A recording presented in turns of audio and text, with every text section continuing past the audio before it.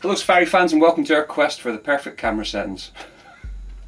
This is episode 42 of Between Two Tubes on Safari TV. We are doing a wine tasting today, and of course continuity is our second priority over mystery. So what do we have for you today? Dun, dun, dun, dun, dun, dun. Well, this is Cairn O Mohr Scottish spring oak leaf wine.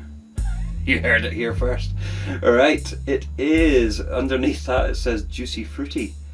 It's 13.3% by volume, which is pretty good. That's interesting. I've never tried an oak leaf wine. Right, I'll read the front, but we'll try it before I read the back and see what's going on. It says soft flavours of yellow apples, melons and rhubarb. It is a medium sweet wine. Right. I'm usually a dry fan, but who knows? I'm just going to give it a little bit of extra height to get some oxygen in there for this one.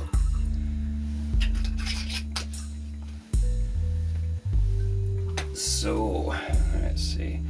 Right, it is a deep straw colour, I would say. Kind of heading towards the way a Chardonnay usually would.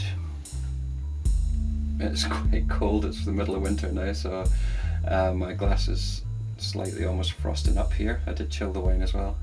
And it smells like wine. It smells like grapey wine, believe it or not. Yes, they're quite right, I really shouldn't have read that at first, but I do have that sort of yellow apple's quite a decent description of what this smells like. I don't know what oak leaves smell like, so I couldn't tell you about that,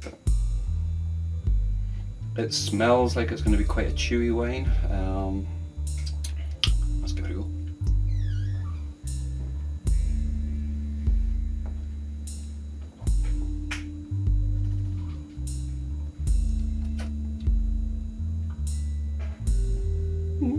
It's unusual, this one. It's a medium sweet, of course, which isn't my preferred sort of thing, but it tastes like wine. It tastes like grapey wine. I'm shocked. Scottish wine, who knew? Just at the back end, at the top of the mouth, you do get a hint of what you smell sort of leaves being. Again, that could be the old psychosomatic because I've read the label now, but I don't think so.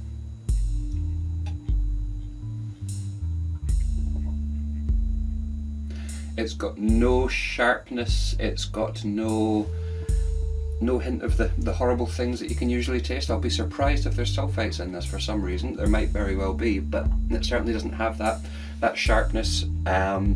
Even though it's got a strong alcohol, it's not coming across as the alcohol is covering anything up. It's a surprisingly nice wine. Tried a British wine years and years ago. I used to run a wines and spirits place, and there was a wine. Now this was a few years ago, but they're selling them on 2 for a £5, when most sort of okay wines are 3 for a tenner, better than the 3 for a tenner you get nowadays. And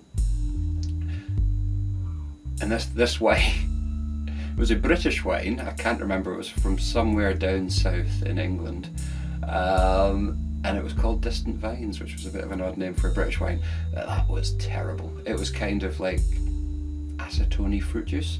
Do not mistake this for anything like this. It's a fine wine. I'd love to try a dry one now, actually. I wonder if they make them. This one, usually I review wines by price. This one was given to us, so not by the company, by the way. This isn't some sort of sponsorship thing. It was given to us, and I don't know how much it will be, so I'm going to guess the value, and I'll look it up on the internet and I'll chuck it down there. But so far, I could drink this on a Sunday afternoon quite easily. It's quite unusual that it's got that sweet taste, but then it's got that sort of savoury aroma while you're drinking it, which is completely different in the world of wine tasting to me. Our spring oak leaf wine is made from a sweet green tea of freshly picked oak leaves, fruits and flowers. I wonder what fruits are in there. I'm going to have a little hunt with maybe it is yellow apples. I'll double check that. Yeast is blended in and the bubbling mixture is stirred over 3 days, strained, then left to ferment out. After it clears, it's bottled and stored till the flavours have reached a deep understanding. Oh, here we go. Serve cold with warm friends. I quite like the little bit of style these guys have chucked in. They don't take themselves too seriously. I'm going to look their website up and I'll put it in the description. I don't think I've ever seen it in a shop, to be honest with you. I'm just checking the front again. It says soft flavours of yellow apple, melon and rhubarb, the yellow bit. So I wonder if they put that in with the oak leaves. Like I said, you could get a sense of that sort of appley taste. If you want something that's medium sweet and a little bit different, you're willing to give it a go, I would say go for it. It's hard to give it a rating, so I'm going to give it a value since we don't have a value. It was, realistically, I'd expect to pay about 6 or 7 quid for that. The way that other wines are priced in supermarkets, I would say that could be priced in a supermarket at about 10 to 12 pounds, to be honest with you. And then they'd probably do some sort of reduction like they always seem to do, but yeah, pleasantly surprised. So if you can find it, I recommend it.